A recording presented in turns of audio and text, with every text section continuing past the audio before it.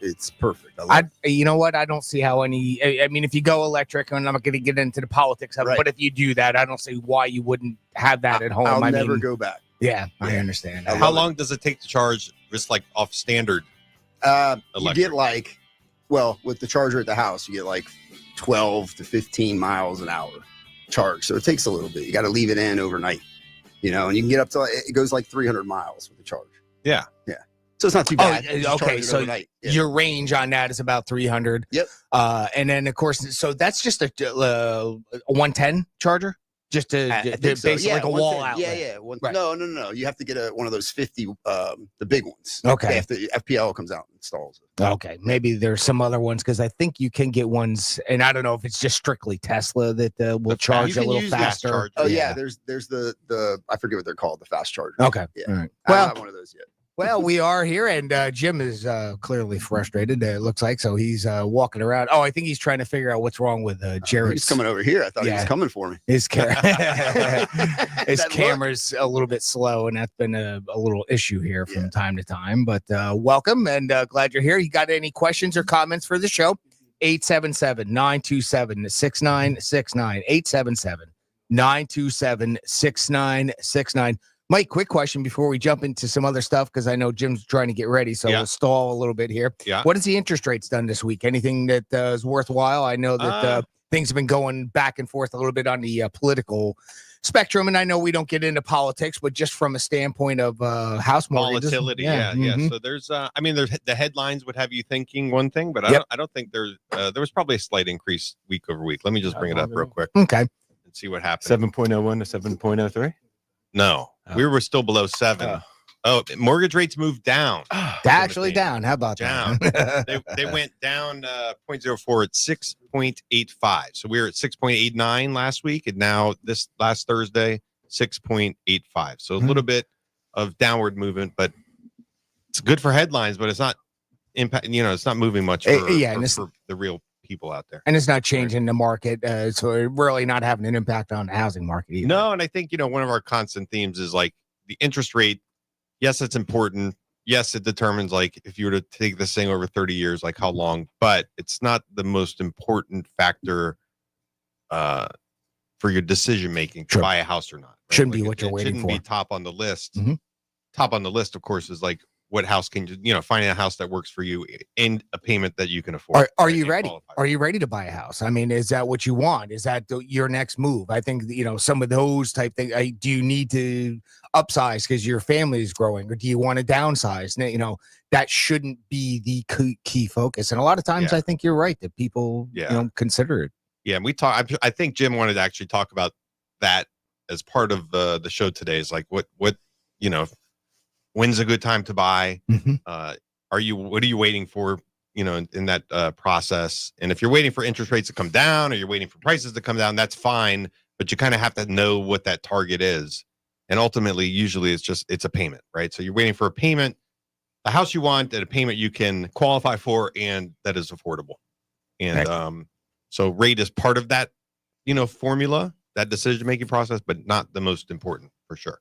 Most important is it doesn't make sense for you to buy a house, right? Exactly. Yeah. Right. For you, your family. What are your needs? What are your needs? Are you good, Jim, or do you want us to? I'm kind of back. We're having a camera problem. Mike, your face is half off. Mike. I see it. Yeah, sorry. I just gotta move like that. Yeah, I'm having a problem with Jarrett's camera. I'm sorry about that, guys. Happy South Florida, everybody. Hope everything's going well. Better than what my technical difficulties in the studio are right now. But we got a really great show today because we have Jarrett Perry from the Perry CPA Group. We're going to talk about self-employed summer buyer's guide. Really important to talk about. It's great to have Mike here so we can get all the perspectives, realtor, accountant, and mortgage loan officer to make sure that you do the things you need to do to buy a house. Self-employed people, they have a lot more problems usually than people that just have a straight W-2 job. And sometimes they just throw up their hands in frustration. And we're going to talk about how to solve the problems to make that happen for you. We're also going to be talking a little bit about what's going on in the market in general. I really don't like what I'm reading in the headlines because the headlines aren't necessarily reflecting what's happening in real time right now. Everybody's projecting what they think it's going to be in the future, good, bad, or indifferent. And it's all projection and not like what's happening right now in this market.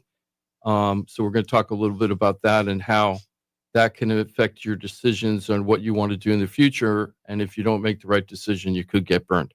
Also, I wanted to do a couple shout outs if we don't mind.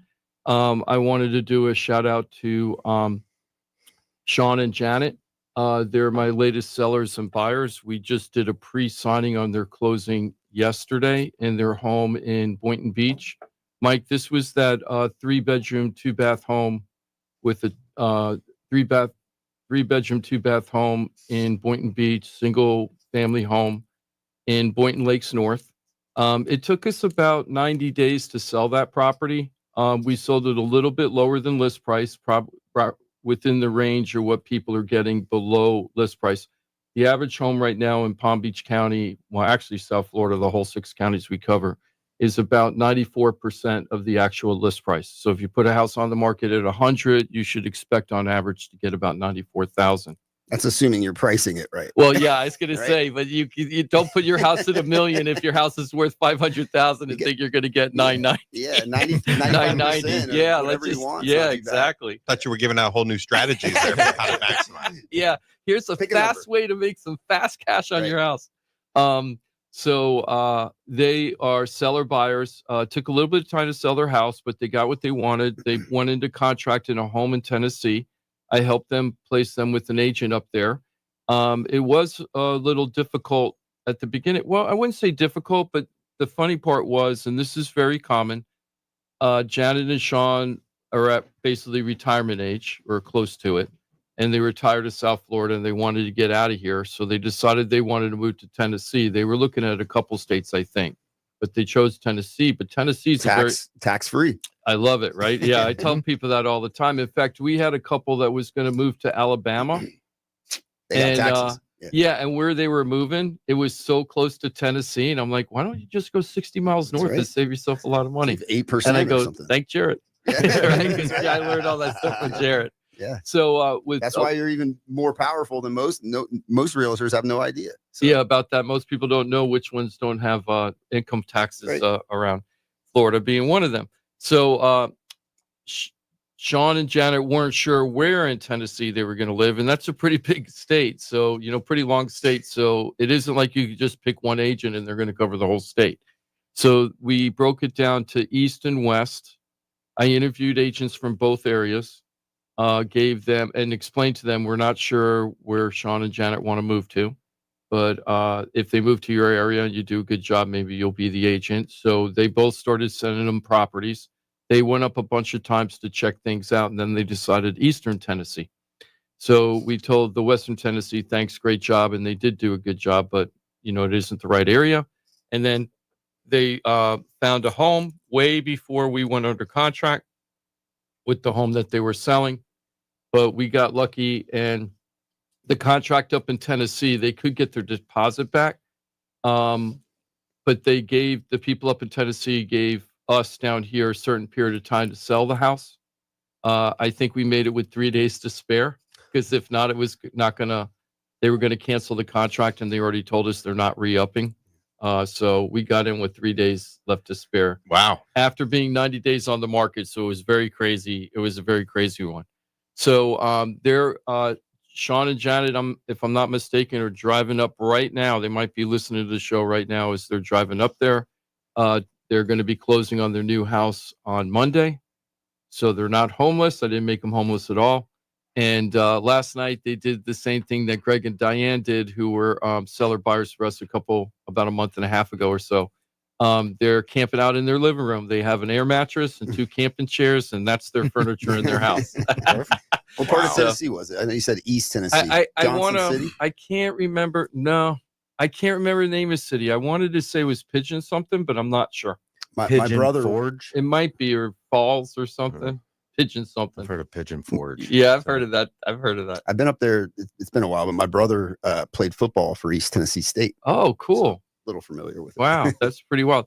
I think one of my former realtors used to be played football there. Buccaneer, I think. Yeah, I don't know. It's crazy. But yeah, so Congratulations, Janice Sean. Thanks so much for trusting us to get it done. It's done now. It's over. Seller buyer. We specialize in seller buyer, which means that you need to sell the house and take the money from that house in order to buy the new home, and you can't do it without the money. So it becomes that chicken and egg thing. How am I going to put my house on the market if I don't know what I'm going to buy? If you got to that 90-day period, were they not going to go through with the purchase?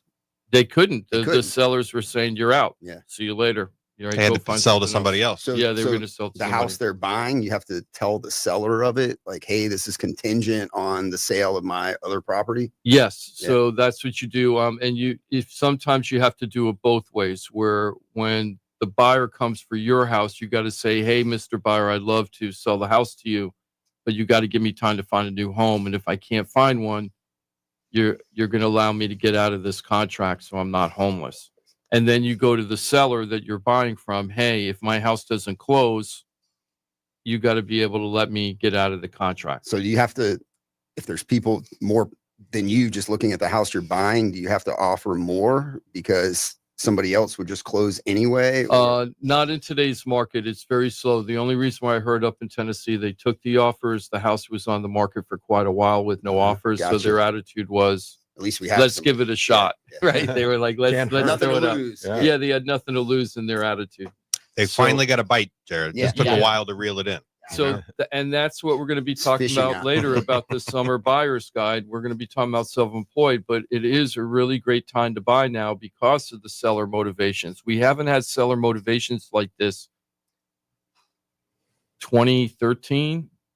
I'm thinking 2013 because 2014 is when we started going up in prices. So 2013 was the last time we had sellers this motivated. Now, not all sellers are motivated. Some of them have their house at a really high price. They're not going to budge. They're the kind of people saying, well, if I get this for the house, I'll sell it. But they don't really have motivation. It's more about what they can get than why they're selling. They'll take it if somebody offers right. it to them, but they're not dying to get out. Right. So if you give me what I want, and, this isn't if you give me what I want kind of market. It just isn't. This is a market where I just got off the phone with my coach yesterday who basically said, if you want to sell your house in today's market, you got to be the lowest price home in the neighborhood. And that was pretty depressing to me because I'm pretty good on my comps, and we were going over 3 properties that we were thinking about price adjustments on. And I had ideas of what I thought, and he was much lower than I was. And I'm like, what's going on? He's like, he coaches people throughout the country. It's like almost every market. There's very few markets that aren't going through what Florida's going through. Now, that being said, I know that sounds really doom and gloom for sellers. We still had almost 1,400 homes sold in May. At the beginning of the year, we had barely 1,000. Normal's 1,500, 1,600. So to be at almost 1,400, that's not a bad month. We've had way worse months as far as sellers getting their houses sold. That's a Palm Beach County statistic, by the way. But those statistics are pretty much the same throughout South Florida right now. South Florida percentage-wise is kind of different than everywhere else, right? Right now compared to the rest of the country? Well, no. Parts of Texas, all the places that were booming during COVID, they're all slowing down the worst because, you get the highest highs and the lowest lows, right? So we're experiencing rougher times than other parts of the country. There are strong parts of the country right now. I'm hearing that Connecticut's really strong right now. The Midwest is very strong right now. Like luxury homes or because neighborhood by neighborhood, Jarrett, because even in South Florida, some neighborhoods are like real. I'm really seeing actual real live declines that I haven't seen since the crash when we had before. I'm not saying we're in a crash, but we're seeing declines that are very clear declines in neighborhoods. In other neighborhoods, they're very, very, very solid where you put it on the house, market on the house. If it's priced right, it goes really quickly. So sellers, for your perspective, just price it right and show value to the buyer, and you'll get your house sold for sure. And you'll get it sold in a reasonable amount of time without a bunch of price drops and going through way more showings than you need to go through. Because when you price it wrong, there's a lot of inconvenience to the sellers that they don't realize. You get a lot of looky-loos that are come out to look at your house that aren't really going to buy it. because you're priced too high, but they want to come and look. If you price it right, you're going to get offers right away and it'll get going. I think it's almost like a perception thing, Jim, with sellers, right? Just because you always have some idea in mind of like, oh, what are homes in my neighborhood selling for, right? And you're thinking about it. Where's your last data point, right? Is it a home that sold last week, or is it something that sold 6 months ago? And so just like until you sit down with the professional who can actually say, okay, this is what happened in the last, 30 days, 60 days, 90 days in your market, in your neighborhood, on your street, you don't really know what you can sell your home for. So yeah, the perception may be that like, oh my God, our home prices have really declined over, and it's like, well, no, not really. You're just not going to be able to ask for what you think, right? Like what you think the home should be selling for 2 years ago. There's a lot of sellers out there that still think like that. Prices are still going up and up and up. And really, we've been flat for about 18 months now. Right. And people don't get it. We've been about flat. About like in Palm Beach County, we broke the record. I think it's 650 or 659, like for the median sale price, like a year ago. Maybe not a full year ago, but last year sometime. And before that, the year before that, we hit 650 when that was a record. Was that July, June? It might have been. So it might have been about a year ago. I feel like people think, and we're pretty much where we were a year ago, year and a half ago. I feel like people, when you talk to them right now, think prices are going down. Well, there are prices going down, and we're going to continue to see that. But it is neighborhood by neighborhood. It's not blanket across the board yet. It isn't like when the crash where everybody got creamed. It isn't like that. And if you're thinking of selling in the next year or two, I mean, there's no guarantee what's going to happen because we're on a very rocky road. Just like I predicted at the beginning of the year, we're going to be going up and down with the interest rates. And, it's going to be a lot of herky-jerkiness this year. But unless we get something really surprising in the real estate market, I think you've got as good as it's going to get in this cycle. I don't think you're going to get much more appreciation. And with inflation going on, the appreciation isn't even keeping up with inflation right now. If there's any appreciation at all, you might be seeing slight depreciation. So if you're thinking of selling and waiting, like I'll wait 2 years, well, maybe that will work for you. But if you really need to move and you're waiting to get that extra money, that's probably not a good plan. You probably should work within the budget you have right now because you're probably at your peak. There's a guy named, this is a good question. So thank you, Jonathan, from our Facebook page. He said, if you had a home locked in at 3.5% mortgage, would you even entertain selling or hold and rent it and use equity for the next purchase? In this case, there's about $200,000 equity based in the current market. So that's a really good question. And, for a long time, I just want to talk the interest rate really quick. For a long time, people have been saying, why would I want to get rid of my low interest rate?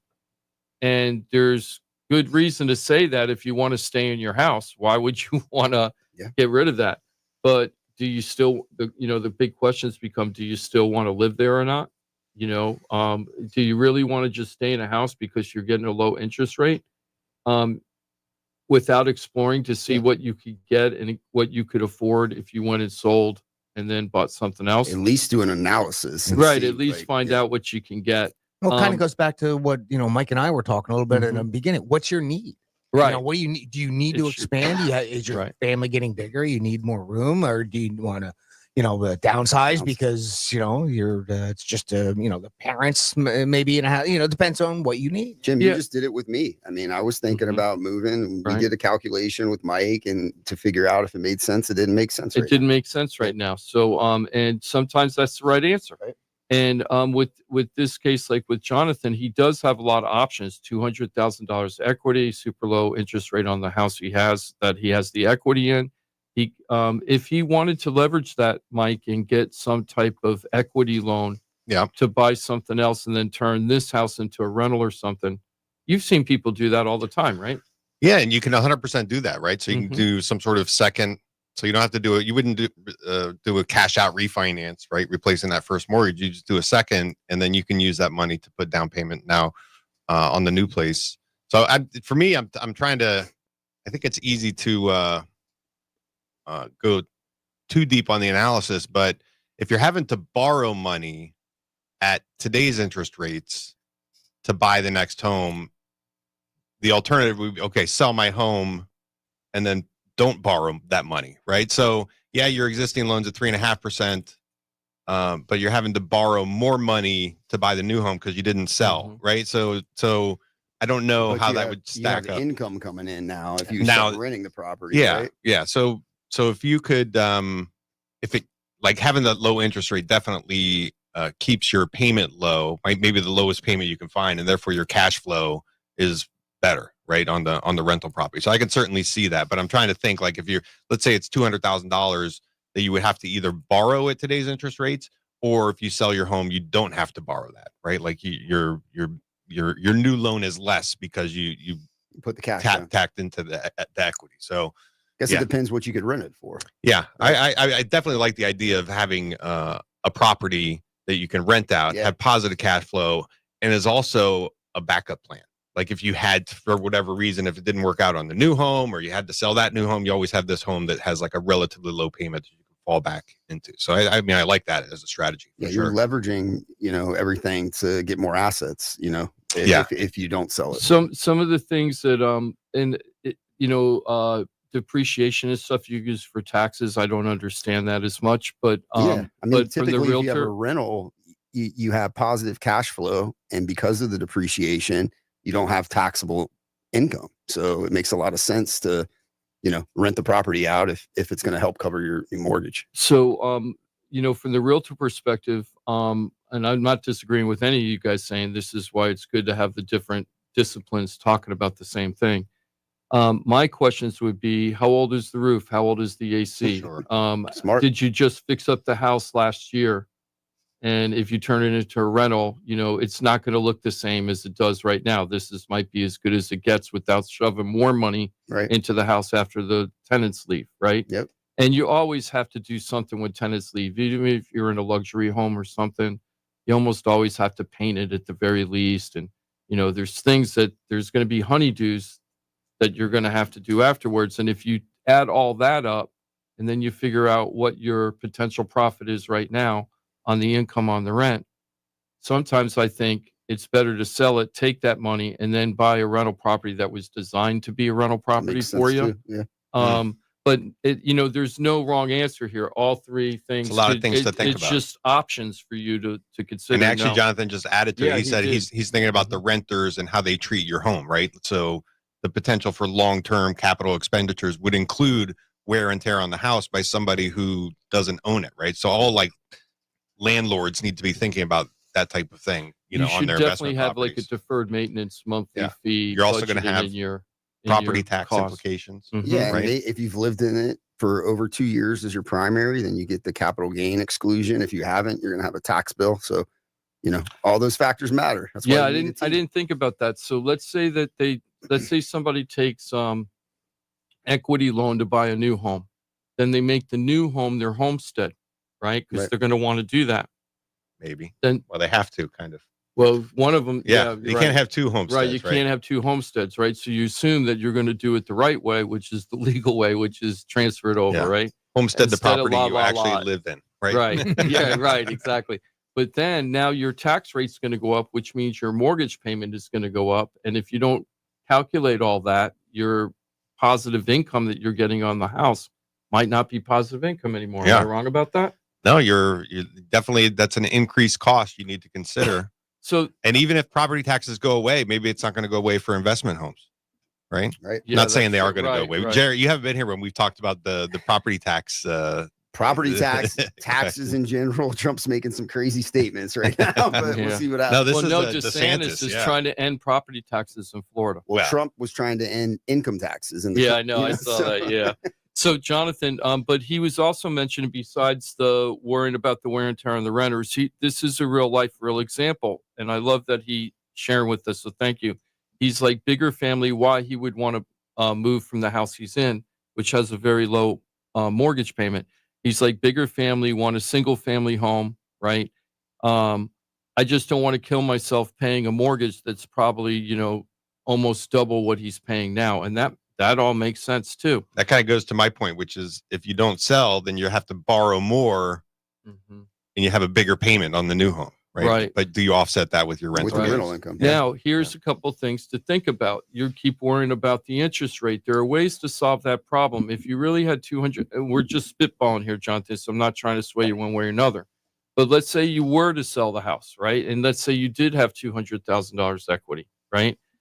I bet you that you didn't, I might be wrong about this, but I bet you didn't put $200,000 on the house when you bought it. I bet you put down a fraction of that $200,000 out of pocket cost to get into the house. Now you got a $200,000 lump sum. You could put a huge down payment on your new home, or you could buy down the interest rates. Mike has all these techniques where you buy down the interest rates where that 7% interest rate can get down to 6% pretty quickly if you use some of that equity to buy down the interest rate, right? Yeah, I mean, that's a possibility. You can always kind of pay additional costs to lower your interest rate. You almost think of it like prepaid interest, right? You're buying down the interest rate, you always just do a break even on that. Like it's going to cost you X amount of dollars to lower your monthly payment by some number, and then you have a recovery period, right? So it takes you X amount, some amount of months until you're in the black on that. Like you're in the red on that decision, then you go switch into the black, and then the longer the loan lives, the better the decision it was. I would be thinking about that timeline and like what, I would say any loans that we're doing now are refinanceable at some point in the future. I couldn't tell you if it's 5 years, 10 years, whatever, but you would think at some point we're going to have rates that are slightly lower than they are now, perhaps even 1%, 2%, 3% lower. Some of the 1%, 2%, or 3% lower. Go from 7 to 4. That's 3%. You really think that's going to happen at some point in the future? No. Between now and infinity? Between now and like the next 30 years? Between now and infinity, right? Okay. But there is a lot of economists have been talking because, there's been a lot of pressure to reduce the Fed rate. I think it's a much ado about nothing because we know that we've proven twice now on this show that during the time we've been here, that cutting the Fed rate doesn't necessarily turn into cutting the mortgage rate, so it could actually go up because the Fed rate cut. But so it isn't guaranteed. They still the very near term, short term, yeah. These stupid talking head people, they still correlate interest rate cuts on the Fed is automatic reduction in mortgage payment. We just went through that 6 months ago and it didn't happen, and everybody was stunned, right? Oh my God, I can't believe it! Right, we saw a dip in the mortgage rates leading up to that, half a point reduction, 3/4 point, half a point. That's what in the Fed rate, the bond market. So they right there leading up to that, the mortgage rates did come down, and then they came out with the rate reduction, and the mortgage rates went right back up to where they were before the announcement. For that, Mike was right at that time because it was already baked in. They already kind of knew it was happening, so they reduced the rates before the rate cut, the Fed rate cut. The other thing is the bond market didn't like that they cut it a half a point because they felt like, this might be signs that the economy is really weak. Right. I want better borrowers, so we're going to have a higher interest rate. That's the way I look at it. It's a lot of like predict. I don't know how to describe it, but you're essentially it's sentimental, right? It's very emotional. Yeah, it's more about how you feel the economy is than what's actually happening in the economy. We just had a jobs report come out where we had 139,000 job creation, which was not as strong as a few months, but still very strong. Unemployment 4.2. How long have we been at 4.2? 9 months, 8 months, 9 months, right? Inflation 2.5%. We've been at under 3% now for a year, right? We're not seeing it go up, right? The jobs market's strong. I'm not saying that, and last month, everybody, when the job market, all these reports came out, they were identical as what we got right now, basically. And everybody's, all the people that want the economy to go bad, they were all like, when the May report comes out, when the April report came out, it wasn't bad, right? When the May report comes out and we have all these people that are unemployed, it's all going to change the economy. Well, it didn't happen, right? Whether you agree with what's going on or not, it just didn't happen. So why don't you just work with what you got, which is what's happening right now? Yes. We have 6.85% interest rate. That's the way it is. It's been like that for 18 months. That's where we are now.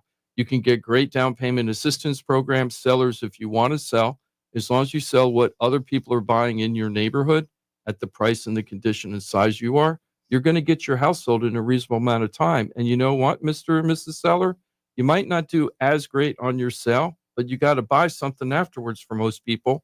And you're going to get a great deal if you got a great agent. You're going to get a way better deal on the buy than the, quote, projected losses you think you're going to do on the house if you do it right. So this is really not a bad time for either side. It could be way worse for either side. You know, you got me thinking of right now, Jim. The you remember that scene in The Princess Bride, where they're the logic game about like which cup the guy should drink because one cup is poisoned and the other one's not. I do, but I don't. Clearly, I can't pick the cup in front of me because of this. But then he reverses his logic over and over again, and then ends up, getting duped. But it's like that type of analysis is just you can just easily stagnate, right? Analysis paralysis. Yeah. I'm sorry I'm on my soapbox about this, but it really is important. And now with Jonathan, I think my answer to you about the bigger family thing, that's what it's going to be about, what you decide whether to sell or not. The smart move for you, whatever that move is the house too small, and are you really unhappy with where you live because you want to save, I'm making it up, $1,000 a month, okay? And if you paid an extra $1,000 a month, and maybe you don't want to do that, and you got a better house to live, do you think it's worth paying an extra $1,000 a month for that? And if you did, then you go ahead and do it. And if you don't, then you stay where you are. And that's how I would look at that. I don't know how you guys feel. I mean, that's why they need to do an analysis and figure out their options so they can intelligently. Maybe we need to figure out an instrument where you can take the loan with you, right? So you just you got the cash. Yeah. So he sells his home. He has his $200,000 profit. He uses that and his existing loan to buy the new home, right? I mean, how about one of those? And he's actually about an assumable mortgage, which is kind of like that, but for a buyer of his property, they take over his loan, which if his loan is an FHA loan is possible, Jonathan. Yes. To answer your question, the difficult task in that process is you want to sell your home for current market value, which includes, $200,000 on top of your loan balance, right? You owe $300 and you're going to sell it for $500. Well, if a buyer wants to assume your FHA loan, they have to have that $200,000 down payment, which, many FHA borrowers don't. But if you were savvy, they're an investor out there, somebody with money, somebody who could buy your home cash would take over your loan if they qualify because, they want to borrow money at 3.5%. And they're farther along on that amortization schedule. So when they're making payments, they're paying more principal down than interest. Yeah. So let's talk about that assumable loan for a second, because I want to talk about this one house I have on the market. It's a real life house. It's 1701 Southwest Cloverleaf in Port St. Lucie. It's a 3-bedroom, 2-bath pool home, wood frame. The roof is leaking. We got a green pool. It probably needs to be resurfaced and the mechanical work got to be done. And then everything on the inside got to be done. It isn't a gut job down to the studs, but it's basically down to the drywall. And you're going to put in new kitchen, new bathroom, new flooring, new paint. The AC's old. The water heater's okay. And it's a really easy rehab. It's just rip it out, put it back in. And I'm really trying to find a first-time home buyer. It really is easy. I mean, it's just take it out and put it back. You're not moving walls. You're not putting in recessed lighting or upgrading the electrical panel. Is really a very straight cosmetic renovation. 8-week job, right? So my question is this. It's an FHA finance at 3.625 interest rate, and it's an FHA loan. And I've been trying to find a first-time home buyer to come in and buy this house because they could do what Mike and I just talked about last week, which is a streamlined 203K FHA 203K loan where they get $75,000 up to $75,000 for construction as part of the loan when you're buying an FHA house that needs to be fixed. And you've got it priced right for that. Right? I got it priced super right for that. We have it at $250. Yeah. So if you take $250 and you put $75 into it, I already calculated. You get the new roof, you get the brand new pool, basically like completely resurfaced with functioning equipment. The screen enclosure will be fixed. You'll put in the new kitchen with it, probably the AC for sure, right? Now, whether or not you get the flooring, the paint, and the bathrooms, I'm not sure. You'll probably get part of that stuff, but it'll take you really far where you have a new roof, basically new pool, new AC, some upgrades and, heavy lifting upgrades in the house. And you'd be at 325 total for the whole house, 3-bedroom, 2-bath home.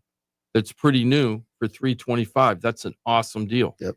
I can't find a buyer that wants to do that. Now, the question I have is, Mike, there are investors that have called me and have checked and said, hey, do you know you have an assumable mortgage on that property? We'd like to work with you on that, like a subject to. And I go, you don't even have to do a subject to because it's assumable. But what happens if you try to assume an FHA mortgage house that doesn't meet FHA standards? Interesting. Yeah, I think an appraisal is going to be required. Right. So not only does the borrower have to qualify for that FHA loan, right? So you have to make sure you qualify for it. But yeah, the home would have to be brought up to for the assumable minimum part. Standard. Yeah. Right. Yeah. So even though this house is assumable mortgage, we're probably not going to be able to get it assumable. We can't take advantage of that. Yeah. But somebody could take advantage of this 203K construction loan or a VA construction or conventional construction. Mike and I talked about it last week. If anybody's like, hey, I want a 3-bedroom, 2-bath pool home, and I would love to fix it up because I'm an HGTV addict and I want to have a lot of equity, because they're probably going to have $50,000 to $80,000 of equity extra besides their down payment by the time they're done with this house. So if anybody's interested, please give us a call. We'll get you to Mike right away and figure the whole thing out, and we'll get you up there. Kind of to Jonathan's question, if his home, it sounds like his home is in good condition, right? Yeah, It doesn't have any of those problems. right. So yeah, John, I think that would attract more buyers than not having that assumable option, right? Because there are investors out there who are interested in borrowing money at those rates, Yes. as opposed to not, paying cash or whatever. So Yeah, investors are paying somewhere between 8 and 10% usually for hard money loans right now. So interest they're paying only, short term. interest only, Yeah. short Yep. term, can't live in the place, And they can't may have rent to it pay a out, point or two up front, right? and you have to pay a couple points up front. So they're paying 8 to 10%. So if they have a chance to get 3.625 or something like that, they're going to try to make that work. Sounds like Jonathan needs to call 888-973-7828 and have a free consultation with Jim and Mike, and you can crunch those numbers, because that's what it's all about, right? Knowing your numbers. And there sounds like there's a couple of different scenarios there that could help Jonathan, but you have to figure out exactly what those are. And Mike's the guy to do that. Thank you. Magali, thank you so much, Jimmy. Magali, who's a big fan of our show on Facebook, she's saying that's what happened to one of her relatives. They put their house on the market when we were saying it was too high, it's going to sit there for too long, and that some people just want what they want, and if they don't sell it, she's like her relative seems to be in that situation right now. Magali, you should have told them to call me.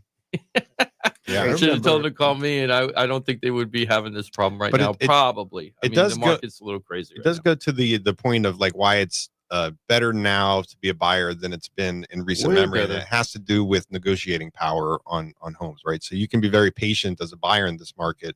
Doesn't like still like the really good homes that are properly priced, they're going to have eyeballs on them, other than yours.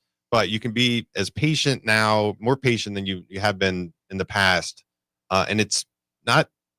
So you're not convincing sellers like it's a good time to sell. The homes that are on the market for sale, those sellers want to sell, right? They've already made that decision. They've done that analysis, and they're like, yeah, we do want to sell the home. Now, some of them are going to hold tight, and they don't have any like pressure. They could sell now. They could sell 6 months from now, as long as they get the right price. But most people who are on the market for sale, they want to sell their home, and they want to do it generally as quickly as they can and get the most amount of money they can, but they want to sell. And so buyers have a lot of, I guess power, right? Like just, you can negotiate prices, you can negotiate seller credits, you can kind of be a little bit more particular about the home because you're going to have more options to choose from. You don't have to rush like, hey, I'm going to make an offer today, right? But if you do find the right home and you've been looking for a while, you got to be prepared to make that offer. Yeah, because if it's a really good home and it's priced right in this market, they do go relatively fast because people see the value, and that's what he keeps saying. Part of your advertising technique to sell your home is you got to show value. One of the biggest mistakes I feel like you can make in this market, unless you're in a super hot neighborhood, okay, if you're just in a regular neighborhood or or God forbid, if you're in a declining neighborhood, the worst thing you can do is try to get the top dollar for a house that has an older kitchen, an older roof. The house is nice and it's clean and everything, but it's just, anybody else that's coming in is going to want to do upgrades to it. And then you put it at a price because you think that your house is worth more.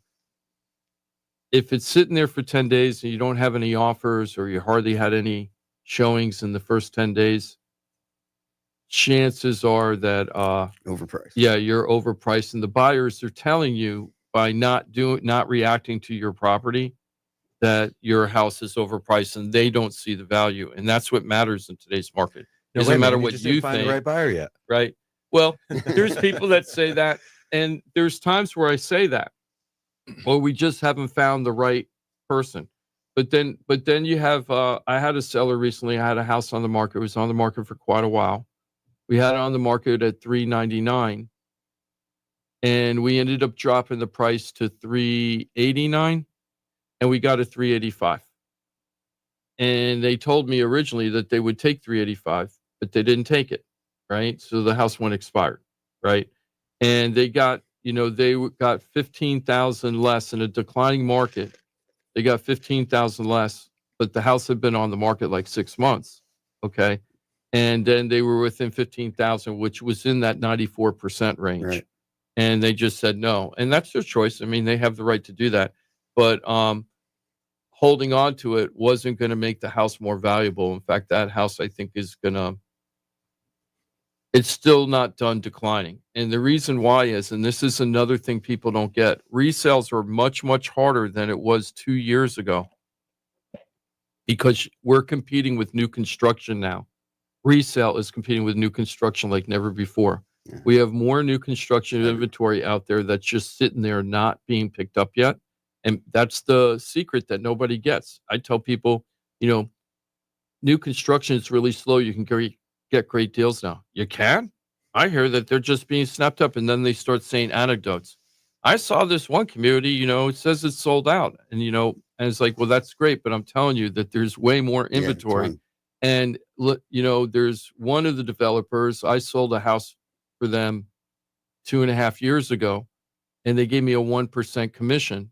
Now that same developer's offering me 6% to bring buyers. Oh, wow. Right? Wow. 6% to the buyer side. 6 times more. Right? Yeah, crazy. Exactly. I don't suppose that's in St. Lucie County, is it? Yeah, it was. And 2 years ago, they were giving me the finger because they didn't need me, right? And now it's like, I'll give you 6% if you bring me buyers. Sounds like they built too much new construction. Are they built already, Jim? Or a lot of them are just sitting there ready to go. You don't even have to wait for the construction for a lot of these homes. In fact, probably about 18 months ago, somebody had told me, who's works as a contractor for a lot of developers in South Florida, that they stopped building spec homes. You know how they originally were, at first they were only building when they had the buyer. Yeah. Then they stopped doing that, and then they started going to spec, and then they stopped building the spec.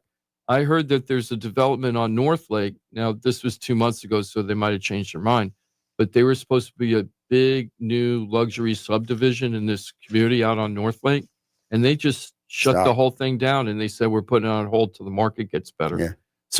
So you're competing against new construction homes. So like in Port St. Lucie, for a 3-bedroom, 2-bath, single-family home, they used to go $450 all day long, and some of them were getting $550 and things like that. Mm-hmm. Yep.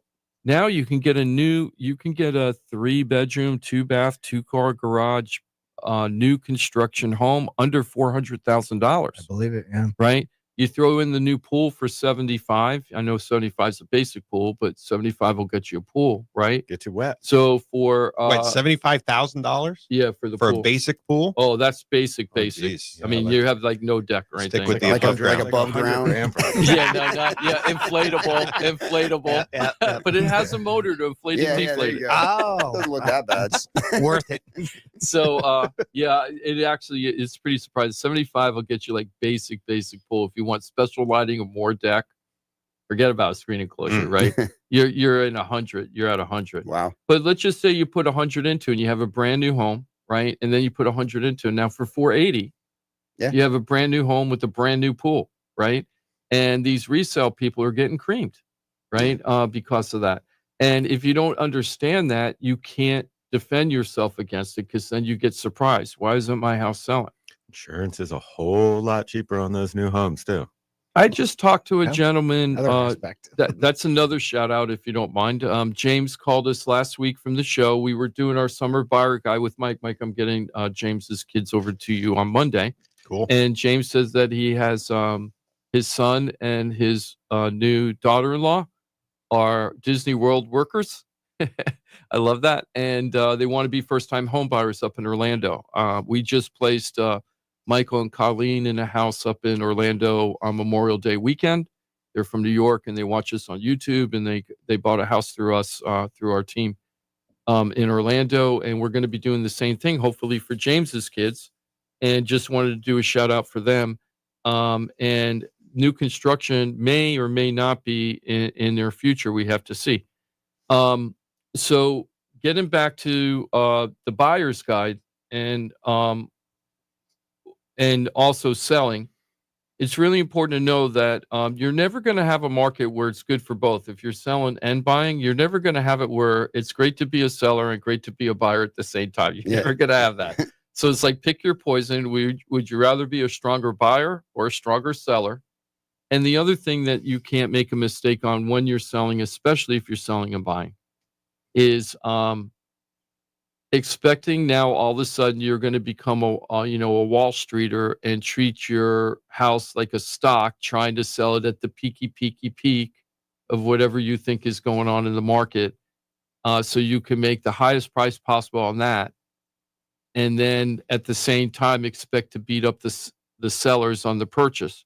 You can probably beat up the sellers on the purchase if they're motivated enough, but you have to understand that buyers are going to do what you're going to do to your seller. Buyers are going to expect to do to you the same way. So there's probably not multiple offers like there was 2 years ago, or like it was. Remember, it's like biggest and best, because there's multiple offers on the house and now you got to offer more than the price. So are you still seeing that? Sounds like it's not really. It's very rare. And that's why another reason why it's so great to be a buyer now. Yeah. If the interest rates go down, which is the number one reason why buyers say they don't want to buy, is because interest rates, quote, are too high. Which isn't really an answer. It's really just a shutdown because they're not ready to buy at that point. But the ones that say that, what they don't understand is when the interest rates do go down and you think personally, now it's time to buy, it's too late, because everybody else has thought that too. Right. And now you're back in that whole scrum where you're complaining, oh, I can't get my house. I can't even buy the house at list price. They won't even take my FHA financing because everybody's cash with no inspection. And they go through all that and they complain. And right now, you won't have any of those problems. You'll have none of those problems right now. And you'll have all the time in the world, and you have the power. So if you're thinking of buying in the next year, I'm telling you, now is going to be as good a time as ever. And I was just telling James this yesterday, because the kids, we have to teach Mike the kids a lot, right? Because they don't know what's going on. But if you buy now, and you're paying the higher interest rate, you're going to be buying it at the lower price. Then when you're already in and you have let's say your 7.1% interest rate, and then the prices drop, you're going to see the values climb everywhere, including the house you've already bought. Your prices are going to go up, the value of your home. And now you didn't pay that price that everybody else is paying in the neighborhood. You paid the low price, and then you come in and you slide in and refi. Yeah. And now you got the lower priced house with the lower price interest rate. You didn't have to go through all the mess. And it's that simple. It really is that simple for most people, and they make it way more complicated than it needs to be. Yeah, it's kind of the question, what happens to housing prices when interest rates go down? I wonder what's going to happen there. Right. Unless you're in like a 2006 to 2008 like cataclysm, right? Yeah. Where rates had to go down because the economy was like tanking, right? Housing prices were tanking. But under normal conditions, housing prices, if interest rates come down, more buyers come out, inventory tightens up, prices go up. And insurance just keeps going up. Insurance is coming down, right, Ross? It is coming down. Coming down. It's actually coming down. Yeah. I had a carrier like 2 weeks ago just send out an email that said, hey, we're lowering our rates by 10% across the board. Yeah. Wow. And I pulled up a quote that I had done like 2 months ago, and I think they were moving forward now. And as soon as I changed the effective date, I saw that premium. Just Wow. That's great. Yeah. It's a thing with prices though. Like insurance doubles over like a 5-year period, but now they're like, oh, we're going to roll back 10% of that. I have Okay. a question. Thank you. I'm Can so I have glad- another? I'm Yeah. so glad you brought that up because James, he's going to be giving, which I didn't see, James. So if you're listening to the show, you got to send me your address. He lives up in Orlando. He's the one with the kids. He told me that when he bought his new construction home or anything, that the insurance, not the taxes, the insurance went from like 1,900. I can't remember exact numbers, so don't hold me to it. But the idea is the same. 1,900. Then it went up to 7,000. Yeah. And then new construction, right? And then he said that he found a new insurance company. And now he's at 36. Yeah. And I said, you must have a really big home. And he goes, yeah, it's 30. Well, he didn't say, yeah, but 3,500 square feet. So I'm figuring that's why the insurance Orlando. policy is higher because he's got a bigger home. But is that high for a newer construction home a couple of years old? Doesn't sound. So, I mean, 3,500 square foot. I can tell you, probably here, at $1 million new construction here for $1 million of dwelling coverage, new construction, which is like a $4 million house, Like 10 grand. typically. Yeah, probably in that 8 to 10 grand. right? Yeah. So, I mean, in Orlando, I don't see why it would be Yeah. that high. But And like if I asked you, hey, Ross, can I find a $7,000 insurance policy for my home? You're going to be like, well, sure. Yeah, of course. I'll tell you what, I could probably get it for 68. Yeah, exactly, right? Hey. So if you kind of do the set it and forget it on your insurance, you're going to see premium increases like that. And if you don't shop it at least once a year, you can expect increases. And maybe even if you're with the same carrier, that carrier just might have priced up everything right across the board. So I had somebody who the company did have a pretty big increase from what it was before. Yeah. But his new premium was still good. the cheapest. Yeah. He left anyway. Oh. Said, well, I just don't like it because they increased it. And it's like, well, the company that you went with has just always been higher. Like, what? And you're not mad at them? Yeah. But, I don't know. It's that's pretty well. Yeah, my existing policy, I just checked mine too because I got a letter in the mail saying mine was going up again, and we shopped it and we found one that was like $2,000 cheaper. So yeah, it's a That's good nice. time. That's- It's a good time to that's shop nice. already. I was talking to my sister a couple of days ago, and I said to her that she was talking about how high insurance was. I go, it's actually flattening out now, according to Ross, and she gave me so much grief. She was like, "No way, that's not happening." Blah blah blah. And I'm like, well, hey, I'm telling you, that's what's happening in the market, but you don't see those headlines until it's already passed. Like you get the news here, but a 10% drop, that's big news. That's really good news. That's awesome. How do you overcome that type of objection? Like your All you sister gotta doesn't do- even right. believe you. Say, why don't you give me your address? I'm joking. Give me your address or run it through Ross. James is going to do that. My mom's going to do that too because it's time for her to get insurance. So I'm going to run car and home insurance through you. Jimmy, when you bought your house, and I know we've talked about this a long time, Sure. but I can't remember, what were you paying for your smaller home, your older, smaller home in insurance versus what you're paying insurance now, roughly? We were paying, if I remember right, Ross, was about $700 more a year for the old home, and the new home, and again, it's about $700 a year cheaper, but it's double the size. Yeah, double the size and everything. Yep. So I'm going to say it. I haven't said this in a while. If you want a way to reduce your mortgage payment without actually getting into refi, sorry, Mike, give us a call and let's see if we can get you a discount on your insurance, right? Back in the good old days, sometimes we got people saving thousands of dollars, right? If you're saving $2,000 a year, that's like $175 a month. Yeah. You're saving on your mortgage payment. absolutely. Right? Yep. So if you want savings on your mortgage payment without going through the refi, give us a call. It's so easy. All you got to do is give us your address. That's it. Give us your address, and name and phone number, and then we send it over to Ross. And usually the same day, if not the next day, he gives you 2 quotes, right, Ross? And tell us how those quotes work. Well, I mean, we don't ever spend anybody's money, so we just always give kind of a premier bells and whistles quote. And then we give a little budget quote that has some reduced coverages, but the house itself is still covered the same. And we can either pick one or just kind of blend them together. Awesome. So make sure if you want to do that, all you got to do is Google Florida Talk Real Estate or go to floridatalkrealestate.com and go through our contact information stuff, and we'll get it over to you right away. The other thing, and also just talking about the market and buyers thinking that, all the market's going to crash and everything. So I just looked it up while we were talking about insurance. We have 62,000 residential properties for sale on our MLS. Out of that, 633 are active short sales and foreclosure. So that's 0.01% or 1%. What 1%? 1%.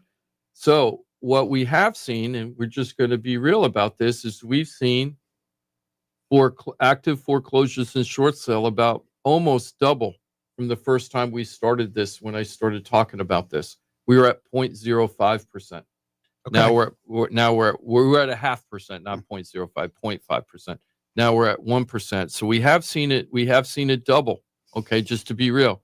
But that's 600 homes out of 62,000 that are for sale. During the bad part of the market, 4 out of 10 homes were either a short sale or foreclosure. Wow.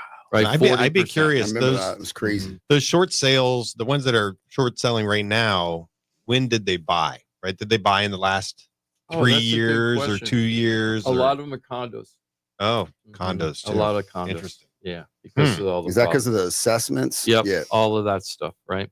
So, so we are seeing foreclosures and short sales moving up a little bit, but 1%. So what's a normal market for foreclosures in a normal real estate market? 1 to 3%. So we're still on the lower range of, we could triple what we got now. So if we ever get to 2,000 homes out of 62,000, that's where we're going to be at the higher end of a normal foreclosure short sale market. So they'd have to triple. Now that could happen very quickly, because I've seen that in that bad market where just overnight it was like boom, right? But right now we're not seeing it. So the statistics right now are showing that we're not in that crash or collapse situation right now. We're just not. Whether you feel like you are or not, that's a whole different thing. But I'm telling you, real life, it's not happening. If a lot of those 600 or so are condos, like how many of the 62,000 are condos? So what's the percentage of condo to condo? Like, is there some sort of some sort of crash or something happening there just in the condo market? You know what I mean? Yeah. The assessments. Yeah. Like if 15,000 of the 62,000 are condos, then you got a much higher than 3% for the condos. Yeah. Makes sense. Yeah. Let me see. So out of the 62,000. So if you're looking for a crash market, get into condos. Half of them. That's interesting. I didn't even know this. Thank you, Mike. You taught me something. Out of the 62,000 properties for sale, 30,000 are condos. Oh, there you go. So that's half. So I wouldn't expect condos to be half. Or no, yeah. What percentage is the condos of that? Sorry, yeah, let me see. So let me see how many. Oh, let me do condo. Hold on. Right? 2%. Yeah. So that means it's a problem market. What did you say before? Yeah, it's right? It was 1%. Now it's 2%. Okay, no, but 1 to 3 is normal. So it's still normal. Foreclosures. Gotcha. We had 463 foreclosures total, and 209 are condos. So a little less than half. Right, or condos, so about the same ratio. It's about the same ratio. Yeah, that was good, Mike. I didn't have any idea that half the homes on the market are condos. So no opportunity there, right? My point. If you're looking to get into a market that's having trouble, like there's opportunity in that type of market. It's not there yet, right? It's normal, right? Normal foreclosure. Short sale. I'm looking at the cheapest home on the MLS right now. $1. Condos. No, it's Hunter's Run. Remember that community that made the news where they sold the houses for $1? Remember? We talked about that. Yeah. I think it was last summer where they were selling houses for condos for $1 over there. Okay. It made national news because their assessments are so high. People were just selling their place for $1 just to get out of it. And then the people would take over they were basically selling the house for the assessment, right? Like, hey, I'll sell it to you for $1. You take over the $200,000 assessment or whatever, right? 27,500 is the cheapest condo in South Florida right now. 27,500. It was originally at 45,000, and it's been on the market 449 days. Wow. Is that a 55 plus community? Some of it is, some isn't. So let me look here. Membership fee is $86,000 a year. Exactly. Your HOA is $1,400 a month. Oh, ouch. But it's a golf Can you membership. mark up the equity membership, or you have to sell it for exactly what? I guess if you wanted to mark it up, you just mark the price of the house up. I don't think. Yeah, I don't think. Yeah. Yeah. Let me see. Federal approvals. Wait. Okay. Yeah. So this house, I don't have any more. I was trying to see if there's anything more in here. Yeah. So they started at 45,449 days ago. It's still on the market right now. So they are not needing to sell. They want to get a number. Yeah, they're just waiting for their favorite number, right? They're trying to figure out how to get their membership equity back, right? Like that's why the price of the house is less than the equity membership. Yeah, that's why you would sell it for $1. It's like, yeah, I just need my 80 grand back. Yeah. Like I got to move on. Right? I know. Let's just, for the heck of it, since we're doing it, let's see what the cheapest single family home is. Should we take a break? Yeah, we'll take a break at 10. You think I'm at wasting time? Here, so 10:03. Okay, so let me see here. Hold on. I know it is. Hold on. Where the hell is this? Language. Oh, this is a different area. You got the button over there. So Timothy? the cheapest. Hell's okay. The cheapest. Wow, this is where I used to live. Not in my house, but the same neighborhood. So the cheapest single family home. What's going on here? They're selling it for $5,000. Oh, it's a foreclosure auction, so it isn't really going to sell for $5,000. Here's a foreclosure. Cheapest single family home in South Florida is I know this house. Do you? I used to know the people that live there. I don't know if they owned it during the foreclosure. On that. Yeah. Foreclosure. This house is very similar to the house I used to own. Probably got a loan on it. So it's an auction that's going to start at $5,000, and they'll see. So that's kind of interesting. Let's go ahead and take a break. On the flip side, we're going to talk about self-employed and self-employed buyers, and a couple of tips. If you're a self-employed person and you're like, man, I really want to buy a house and I could afford a mortgage payment, but when I go to the mortgage company, they tell me that I can only afford like 1/3 of what my mortgage payment I know I could afford. Mm-hmm. This next segment is going to be for you to show you how to jump through that gauntlet and get what you need to buy the home that you're looking for. Well, there you go. Jim's got it set up for you. That's what's coming up after a quick 4-minute break right here on Real Radio 92.1 and 101.7 on the Georgia coast. What's a Real Radio podcast? It's Real Radio on demand. Find your favorite show at realradio921.com. The Stanley Cup Final is on Real Radio. The Panthers are Eastern Conference champions in 2025. Our Florida Panthers have slashed their way through the NHL playoffs to become Eastern Conference champions. The final seconds tick away, and the Florida Panthers are going to the Stanley Cup Final for the 3rd year in a row. The puck is dropping on an epic rematch for the Stanley Cup against the Edmonton Oilers. Real Radio is your official home of Florida Panthers hockey in the Stanley Cup Final. Catch every goal, every fight, every face-off on the way to victory. Not Hero Radio? Make Real Radio 92.1 a preset on the iHeartRadio app and stream the Stanley Cup Final anywhere. Florida Panthers hockey on Real Radio is presented by Precision Garage Door. Why settle for better when you can have the best? Schedule your appointment today at flgaragedoor.com. Here's what's happening with the weather on Real Radio.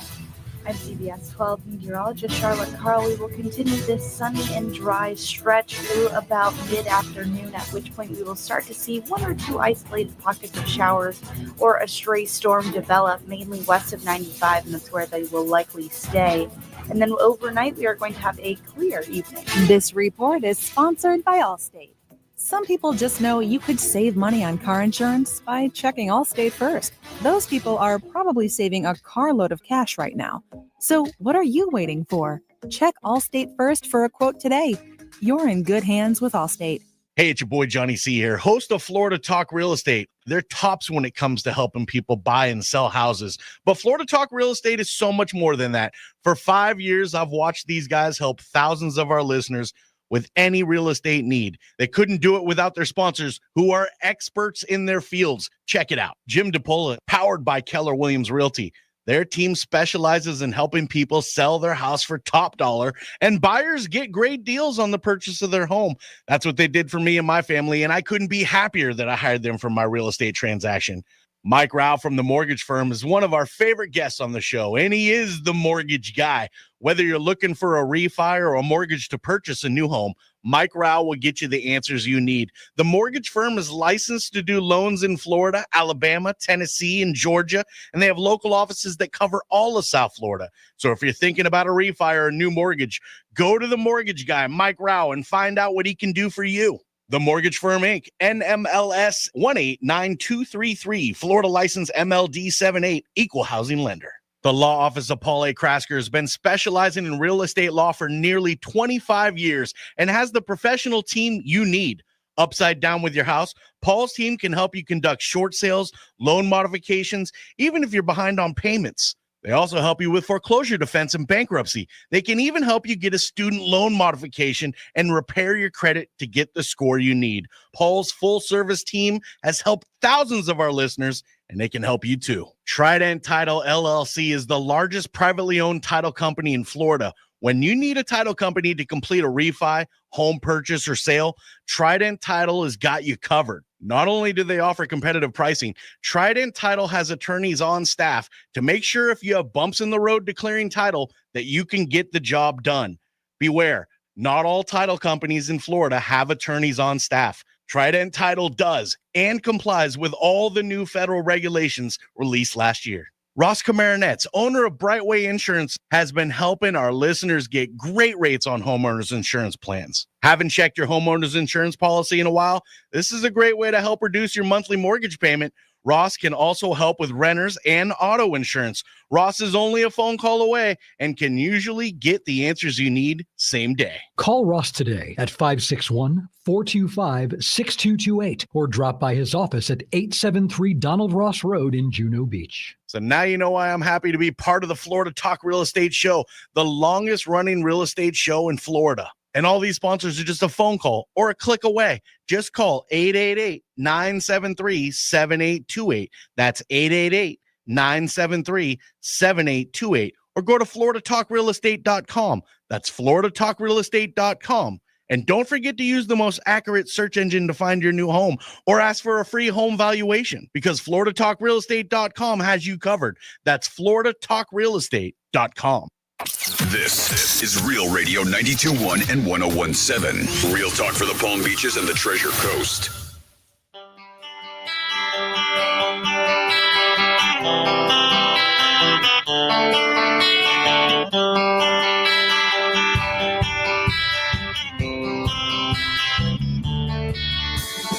This is Florida Talk Real Estate with Jim DePola and Johnny C. Got a question for the show? Call us live at 1-877-927-6969. You heard the man. Give us a call, 877-927-6969. You got a specific problem that's going on with maybe selling your house, buying a house?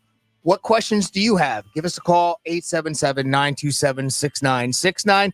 Or you can go to floridatalkrealestate.com. You can follow us on Facebook too, right, Jim? Yes, you can. All you got to do is go to Florida Talk Real Estate and also on YouTube, Florida Talk Real Estate LLC. Excellent. Thank you so much, Jimmy. You got it. Hey, buddy. I'm going to try to do something. Before we start talking about self-employed and continue with our summer buyer's guide and talking about how to help the self-employed in that process, I wanted just to give a little shout out to Flickr Productions. It's a British production company that interviewed me last September for 9 hours for a documentary that just came out on AMC Plus and Sky Network and Sundance Network. It's called Clown Killer, Murder on the Doorstep. Dun, dun, dun. I have to say it that way. Clown Killer, Murder on the Doorstep. So I'm going to try to run this 30-second show as just an audio just to see what will happen. Through the microphone? Yeah, I'm going to do it through the mic. Let me drop the music out then. Okay. Is he allowed to do this, Timothy? Absolutely. Okay. State, but we have the shadiest people. Oh, wait. Sorry. Hold on. We might be the sunniest state, but we have the shadiest people. It's very strange and suspicious. poor woman was shot in front of her own son. The person that shot the victim was dressed as a clown. The brutality of it is horrifying. There's more to the story than has been told. The Killer Clown. Murder on the Doorstep. New series June 5th on Sundance TV. Nice. They used 2 of your drops there, Jim. Yeah, I couldn't believe that. So I couldn't believe it led with me. So I want to make a little announcement. There's a guy named Frank Cherubino that's a columnist for the Post, and really great guy. And that whole thing where I say Florida may be the sunniest state, but it has the shadiest people. I got that from Frank, and I said that in the interview when I did it, but they put that on the cutting room floor. So anybody on the Palm Beach Post are going to go, "Hey, you stole Frank's information." Well, at least for I the gave him credit. At least for the promo, they cut it out. Yeah. So Maybe it's on the it may show. actually be in the show itself. So even though you did the right thing, you're going to have to explain that every time somebody brings it up. Yeah, to all the journalist friends. So, this was a murder that happened about 30 years ago. It was in Wellington. Somebody dressed up like a clown, went to somebody's very expensive home, shot him in the face. I would freak and out. then I disappeared. I was scared. The clown shows up. I was just saying to somebody a couple of days ago, I said, I realized after this, because this story has not died for 30 years, right? No pun intended, right? No, I didn't mean to say it that way, but it just won't go away for 30 years. It just wouldn't go away. And what I realized is dressing up like a clown had to be the perfect disguise for a murderer, because nobody even knew. Because I covered it, that's why I'm on the documentary. And when we covered it, nobody had an idea if it was a man or a woman. They really didn't know because of the makeup and everything. And then the worst disguise you could do for murdering somebody is a clown costume. And the reason why, nobody forgets. Yeah. If that person dressed up like anybody else besides a clown, I don't think anybody would have thought of that murder for 30 years. Right. Like if they dressed up like a garbage man or something. Well, now they have all those crazy masks. It's like you can dress up as any person. Anything you want. Yeah. Yeah. So anyway, that is on AMC channel that came out June 5th. It's a 3-part documentary on that if you want to check it out. It came out June 5th on AMC Plus, Sky Network, and Sundance Now, and Sundance TV. So anyway, just thought it was interesting. I haven't even watched it. I've been too busy. One of my relatives said they watched the whole series already, but I don't know how much I'm in it or not in it. Sounds like you're in it a lot. Did they pay you big bucks? Oh, no. I did it for free. Yeah, I did it for free. Pro bono. But it was pretty fun to do it, and it brought back a lot of memories. So it was kind of fun to go back, and it's almost hard to remember that I actually did all that back in the day. Yeah. When I was going out to the crime scene where they had this police sting, they raided a car dealership on Palm Beach Lakes Boulevard and Broadway. Yeah. And I was tipped off about it, and I wasn't supposed to know. And then they opened up a police investigation, internal affairs investigation, to find out who leaked the information to me and how I knew. And it turned into pretty crazy stuff. So, do you remember how you knew? Oh yeah, I remember. So you had a source? Oh yeah, a deep whatever. And I can tell you one thing. I was squeezed really hard. One day I walked into the state attorney's office, and they had the IAA investigation going on to figure out how the hell I found out what I found out. And one of my favorite detective sergeants and my favorite prosecutor of all time, they both cornered me into a room in the little staircase in the state attorney's office and grilled me, saying, "Come on, we know who told you this stuff. Just tell us." And I was like, "I'm not telling you anything." What did Can't they reveal want? my source. They wanted to know who my source was for the sting, because I was at a police sting that I shouldn't have been at. Oh. And they found out, and they wanted to know who You didn't know who the killer was. They weren't trying to. No. But they were very concerned. It was a high level investigation. It's like, how is this leak happening? And we got to plug that leak. And they came to me, and I love both of those guys that cornered me, but I love the guy that also gave me the information. Right. And they were like, "We already know." So it's a guy. So now we know it's a guy. Well, it wouldn't have mattered. Yeah, back then, almost all the detectives were guys. Is he still alive? Oh yeah, I talked to him a couple months ago. Oh, so what gotta go happened through your was, phone. So what happened was they grilled me, and I felt so bad. My face is so red because I had no poker face, because they knew I was lying through my teeth, and I was lying through my teeth. But I finally said to the detective sergeant, I go, "How many times have you given me off the record information you weren't supposed to give me. And I never coughed you up. And I go, if I cough this person up now, I'm never going to get any tips from anybody ever again. And I just held tight, and nothing ever happened to anybody. Everybody. Actually, what happened was the detective called me up and said, tell him the truth. He goes, I'm going to lose my job. Tell him the truth. I don't want to lose my job. I go, you're giving me permission? He goes, yes. So then I went back and said, okay. And that's how he got to keep the job. That was kind of crazy. So you did reveal. Only because Snitch. he told me he begged me to, because I said no. anything. I told him no. I told him no, and then he begged me, and then I said okay. Snitchy. Yeah, That's why he's not a journalist anymore. Yeah. Yeah, Couldn't couldn't get get any any more more inside. sources. But that seems like a whole different lifetime, like a whole different person did all that. It's so weird. Yeah. And then going back to the scene like 30 years later and doing all Was that it 30 stuff. years ago? It was 30 years, 1990. Wait, it was 30 years ago. 2018. 1997. So whatever 1997 is. So it's even longer than 1997. No, it isn't actually 30 years yet, right?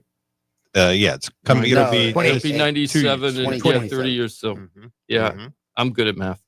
That's why I was a journalist. Okay. Hey, so I wanted to go over, continue with the summer buyer's guide. And I know I keep pushing this hard every single week now for 4 weeks in a row, but I'm telling you that this is the time to buy. If the market does change and the interest rates do get adjusted in favor, quote, of the buyers, it's not going to help you. You're going to be better off doing it now than waiting and then being stuck with all the hoi polloi that are trying to do the same thing you're doing at the same time and being rushed. And if your financing isn't the strongest, like if you're not cash or you're not 20% conventional, the sellers can't really be that picky right now. So if you're coming in with FHA finance and you want to buy, they want to work with you. The interest rates are not crazy high. I don't care what the headlines are. I can prove it to you on a chart from the Freddie Mac that shows these rates are not high. They've been about the same rates for 18 months. There's no reason to think that they're going to get much lower right away. September, they're predicting by the end of the year, they're thinking we might be at 6.01. That's what economists are saying. So that'd be like a 3/4 point drop. For most people, three-quarters of a point is a lot of money. Don't get me wrong, but it usually isn't make or break for most people. And buy the house now at the lower price and then refi it later. That's what you should do if you get lower interest rates. So let's talk about what makes self-employed buyers different. Special. Mike? Yeah, like what kind of biggest problems do self-employed people have? And what would you call a self-employed person? Business owner. I just call them by their first name. But Mr. Smith. But you determine a self-employed person is how? I would two I'm talking about categories. Yeah, tax-wise, you're yeah. either a W-2 employee or you're something other than that. Self-employed. Right. So if you go to your job and you get a paycheck and your employer, you have a gross number and they withhold federal income tax and Social Security and you get a net check, they give you a W-2 every January, you're an employee, right, of a company. You have stated income, docs, right? Like you get a W-2, you don't have to show them your expenses and all the stuff.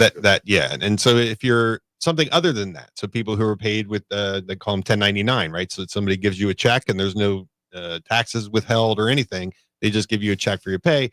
You are then responsible for kind of withholding your own taxes or calculating what you owe the government. And so if you're filing taxes and you're filing a Schedule C, or if you have a corporation filed with SunBiz and you're filing as an S Corp, an 1120S, or a C Corp, 1120, so you're self-employed, right? So essentially, I mean, that's the distinction, either W-2 or not. And then the self-employed bar, like in this room right now, 1, 2, 3, 4, 5 of us, 2 of us are W-2 employees and 3 are self-employed, right?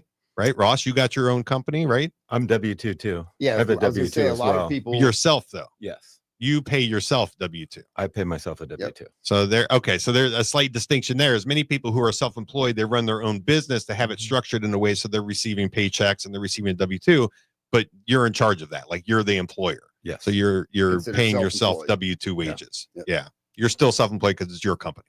Yes. I think one of the big mix-ups with that, Mike, is some of the brokers, mortgage brokers, don't know to add back their salaries or whatever. They'll just use their business income. Yeah. It's so as a loan originator, my job is to understand that stuff so that I can do a proper income assessment and anticipate what you're going to be approved for a loan. At the end of the day, somebody who does know how to analyze these things is going to look at it. And sometimes that's an underwriter, right? But I know that stuff because I can't do a proper pre-approval without knowing it. And I don't want to wait around for an underwriter to do my income, right? So I've learned how to do, calculate self-employed income and recognize those things up front. But certainly, even if your loan originator doesn't know that stuff, they're either going to give you too little income, right? They're not counting all of your income, and therefore you're going to qualify for less of a mortgage payment and less of a loan amount, or they'll be wrong the other way,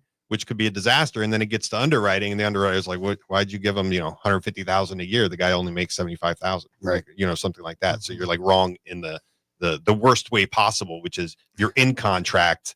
You've paid money for inspections, you've paid money for an appraisal, and then you're getting your loan denied. So it is critical that your professional, your loan originator, the front line guy, knows what he's doing. Yeah. Right. Even complicated tax returns. Like Jarrett, we've done your tax returns are some of them more complicated, right? You've got a lot of things happening, right? From various companies. You got your own company. You're also strategically filing taxes in a way that's like meeting your responsibilities, but also taking advantage of what the IRS allows, what the government allows as far as a deduction. There's a lot of things you can do proactively, right? Yeah. If you work with a mortgage broker and you understand certain things. Like Jim's a very good example of one where we know Jim's going to be a buyer, and we've done it in the past, but leading up to Jim being a buyer, he's self-employed. So his taxes need to be prepared in a way that is going to allow him to have the income required to qualify for the loan that he wants to get. And so that could be as simple as, hey, you know what, even though the IRS allows you to deduct all of this, you don't have to, right? It's kind of like optional for you, right? You don't have to take deductions that are allowed, or you can deduct in certain categories that doesn't impact your qualifying income. So you really need to kind of get out in front of that if you're self-employed. Talk to people who know not only how to prepare returns in the right way, but how that's going to impact your ability to qualify for a mortgage. And you do that beforehand, not after the fact. Yeah, like I think one of the big things I know that they have been adding back is if you're paying your car payment out of the business, right? And so if it's not set up that way ahead of time, and you're paying it personally, and maybe you're still trying to deduct it on your tax return or take mileage or whatever, but I don't think the lender will. It's a really good example, Jarrett. So if you have a car and you use it for your business, or sometimes you have multiple vehicles, right? It's really important. So from a debt to income perspective, right? On one side of the ledger is all your income. The other side is all your debts, right? That's where you have borrowed money and are essentially paying it back. Credit cards, mortgages, right? Car loans. Well, those are almost always a personal guarantee, meaning it's showing up on your credit report. So, but if your business pays for it, essentially it's a business operation. If you don't want that $800 car payment to impact your ability to qualify for a loan, you need to be paying it not only in your tax returns out of the business, but in real life. It needs to come out of a business account, right? It needs to be an expense that we can document a 12-month history of payments of that money coming out of your business account. Yeah, and then there's no other way to take it if it's not showing up in your business account. That's right. That's right. So it's really simple, although you need to get out in front of it, right? So listen, if you want to deduct this business expense, this big car expense, make sure you have a business bank account, right? And make sure you're making the payments out of that account every month. And $800 a month or whatever it is, that's a big swing, right? Huge. Like that could make the difference whether you qualify or don't qualify. Absolutely. And it's really important, like to use me as a real life example. I want to talk to you today before I leave to go head up north, because I figured out what I should report. I reported back to Jarrett what I should report back based on what we all discussed. But now I'm concerned that the neighborhoods that I'm looking at, I might want like an extra 20, 30 grand to buy something over there. And I don't want to be caught short. So I need to talk to you guys to make sure that I have enough flexibility in case the unit in the communities I'm looking at, there's like a $50,000 range in the units. Yeah. And right now I'm budgeting on the lower end of that 50. And I realized after a couple of properties went that maybe I'm going to have to pay at the higher price. Interesting. So I need to have a little, I don't want to like have too low of income reported. Yeah, you need enough to qualify, but also sometimes there's like when we're talking about like hometown heroes and down payment assistance, they also have income limits, right? You can only make so much in order to qualify for the assistance. So you need your porridge to be the exact right temperature, right? Like, and a lot of people are in that scenario. So it's like, hey, I'm going to be a buyer next year. I'm self-employed. How do I need to prepare my taxes in order to qualify? And also I have these other considerations, right? I want to use down payment assistance. Or I want to buy in these neighborhoods and take advantage of this community lending. So those are all things that it's almost impossible unless you're like steeped in this business, like I am, to know this stuff. So you have to talk to somebody who knows what, not only they know the guidelines and the rules, they also know how to advise you and your tax advisors or your tax professional, and also be able to go back and forth, Jarrett. Like if you're going to file Jim's tax, we're going to review it before you send it to the IRS. Right. We're going to make sure that we're not missing any important details. And I've been very blessed the fact that I hate technology. Everybody knows I'm very bad on technology and I hate it because it's not intuitive to me. And the only other thing that I hate more than that is taxes because I don't understand any of it. So when I sit down with Jarrett, it's bad as when Jarrett sits down with me to talk about real estate because he understands it, but he gets work. But when it's his property, then he gets, he gets all weirded out like I do with taxes, and I go sit down with him. My eyes just glaze over, and I become the stupidest guy. My IQ drops 50 points, and I'm like, I don't understand the words coming out of your mouth there. Just it's like super simple concepts that you understand in real life, and like, but not for yourself. Yeah, right? like when it happens to you. So my question though is, so I've been blessed that I don't really have to worry about it too much. Right. I just say, hey, Jarrett, talk to Mike. Whatever you guys want to do, it's fine with me. But that isn't real world. I'm very blessed to have that opportunity. If I'm a regular self-employed person coming to basically two professionals that but don't know each other very well, right?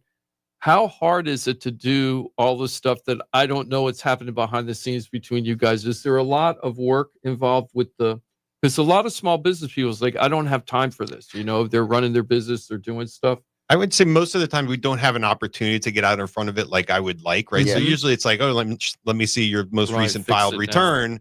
And most times for self-employed borrowers, when you're preparing taxes, the goal is to reduce your taxable income.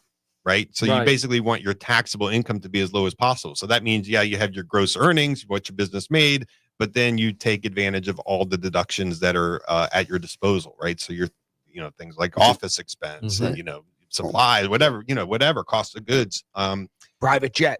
Yeah, the flights on the private jet, the entertainment, Timothy, right? Like, can't miss those expenses. So it's so you're reducing your taxable income, and therefore the taxes that you owe to the man are as low as possible. So I would say normally that's fine, perfect strategy. Yeah. Except when you're trying to qualify to buy a home, right? Because that's when we want to see the most taxable income. And of course, if you haven't prepared to pay taxes, it's going to be a gut punch for you, right? Like, what's a good number? 20%? Like if you make $100,000, you're what, 22? Yeah, but you get, standard deduction and all this other stuff. So but you need to be prepared to pay 20%, which means like of every dollar you brought into the business, you need to take 20 cents and set it aside as like, this is my IRS fund, right? Or you prepay it or whatever. Yeah. I think, my advice is when you're meeting with your tax preparer it's a good time to kind of just not just focus on the taxes. That's part of it. But also, you should be talking with your accountant or your CPA. Are you going to be trying to apply for a loan? What are you doing the next couple of years? So you guys can proactively plan and get with somebody like, Mike and Ross to make sure they're helping you. Yeah, and I think a lot of small business, especially like when they're beginning, they're so focused on like establishing the business and being successful and kind of keeping the taxes down and putting food on the table that they don't take the time to kind of like do the bookkeeping part of it in a way. Like Ross pays himself W-2. The reason he does that is so that he's not stuck with a huge tax bill when he goes to prepare taxes, right? He's kind of doing withholding in the right way and probably has a payroll company that's paying him and its employees. So the larger your business grows, you kind of naturally move into that. When you start to have employees, like you almost have to do it that way, right? Like it's I don't know if it's mandatory or not. Well, but if you're an S corp, you got to take a salary. I think that's why he's taking it. But you know, I think the point is, like, at the end of the day, you could either have if you show $100,000 of income for a mortgage, or you could show pay taxes on $100,000, right? Yep. Or you could show $100,000 for a mortgage and pay taxes on $70,000. Yeah. Like, which one would you rather do? Yeah. Right. So it's the good news, Jim. I don't know if it's good news or not, like for the market in general. There are now, and I guess they always have been, but you're seeing these more and more alternative income documentation levels. So you have your conforming loans, which is your conventional, your FHA, your VA loans. You also have what I'll call non-conforming loans. And non-conforming loans basically mean you're not meeting the standard guidelines for whatever reason. It's usually based on income, and you need to come up with some other way of calculating your income. So instead of looking, for example, at my tax returns to calculate self-employed income, I'm going to look at 12 months of your business bank statements, and I'm going to analyze the deposits in there. We're going to do some sort of business expense ratio, and that's what we're going to use for your income. And that might be able to the way that like represents the reality of your income more than your tax return does. That's what I was going to ask. So if you do that profit and loss thing, a profit and loss is an example. So you have bank statement loans. You can't do a conforming loan if you're using profit and losses. Let's say that you filed taxes too low. I'm just making up that you had too low of an income. You feel like your income is stronger than what was reflected in your last tax filing. Yeah. So can you say, hey, Mr. Banker, I'm making a lot more money than I'm showing that I made last year, and here's the proof. I have a profit and loss sheet that's showing that. I think they base it on both, right? Like it would be based on the tax return and the current year. So it would be based on just the profit and loss. So think about like you can't get a conforming loan. You can't get a conforming loan. So essentially you're doing alternative income. You are an elevated risk because of that. And therefore your terms of your loan are going to be less favorable than they would be. So for example, if you want to do FHA low down payment, 3.5%, that's a great entry level instrument out there that allows people to buy a home for if they call it first time home buyer. You don't have to be that, but basically low down payment, but you got to be the least risky borrower, right? Meaning you have to have income that is documented in the ways that the FHA requires, and Fannie and Freddie on conventional loans, or VA on VA loans. So and that would be tax returns for self-employed. So you can do a bank statement analysis. If you can't meet that threshold, okay, tick up the risk factor a little bit.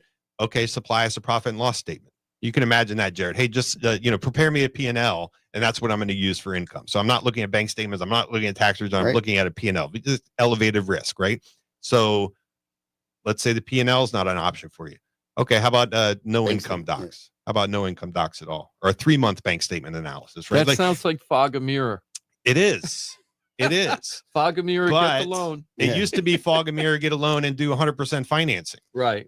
No, these are like 20% minimum down payment, 25%, 30% minimum down, and you're not going to have 6.85 interest rate, but it's not terrible. Maybe it's 9%. That's what I was going to say. What is the difference? It could be like depends on your risk, or something, like 2%. So the less documentation, the more risky you are, the more you're going to pay for the interest rate. Yeah. Right. And so sometimes that's okay. Like, let's say you haven't, you're self-employed, you haven't prepared your last tax return in a way that, qualifies. So you go with this other type of loan, but then you say, you know what, Mike, these next 2 years, I'm going to do my taxes in a very specific way so that I can refinance. And even if the interest rates haven't gotten super, a lot better than they are today, it's still going to be better than your 9% or your 9.5%. I have a question. So let's say you're self-employed and you end up having to use a non-conforming loan. And let's say you're at a 9% interest rate and the average rate right now is 7%. And you're doing it because you really want a place to want to buy. Yeah. Let's say that I did that. And then my plan was my next tax filing, I'm going to be able to be a conforming refi. Be able to refinance as a conforming loan. Yep. Right. How much do you think that cost you extra roughly? Let's say you're doing a $500,000 house. So 20% down originally. Cost? Like, because that's going to cost.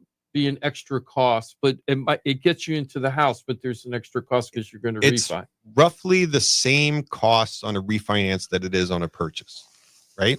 So essentially you have like where do closing costs come from? They come from lender related fees, settlement company or title company that's doing the transaction, and you got the county or the government taxes, right? So all of those three cost centers exist on a refinance the same they do on a purchase.